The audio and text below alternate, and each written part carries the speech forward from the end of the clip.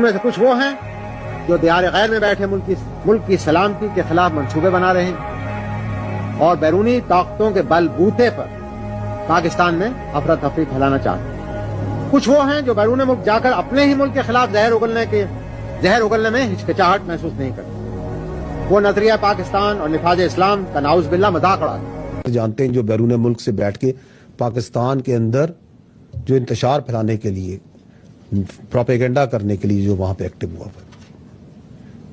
اس کے علاوہ جو پولیٹیکل لابنگ کی جاتی ہے، جو ملاقاتیں کی جاتی ہیں، سرکاری دوروں پہ احتجاج کرائے جاتے ہیں،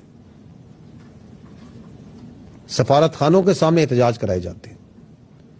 آپ کے خیال میں یہ ایسے ہی ہوئی جا رہا ہے؟ اس کے پیچھے ایک پوری کوارڈینیٹڈ سوچ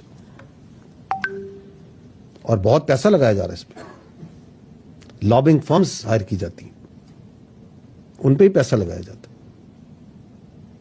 اور ایک بیانیہ بنایا جاتا ہے مایوسی کا، انتشار کا. حالات بے قابو ہو گئے اور ایک مخصوص سیاسی پروپیگنڈے کو اٹھایا جاتا ہے. یہ جتنی ایفرٹ کی جا رہی ہے، چاہے وہ انٹلیکچولی کی جاتی ہے، کوارڈینیشن میں کی جاتی ہے، پیسہ لگا کے کی جاتی ہے، میں تو یہ کہتا ہوں کہ کاش یہ بیانیہ یہ ان میں سے کچھ وہ ہیں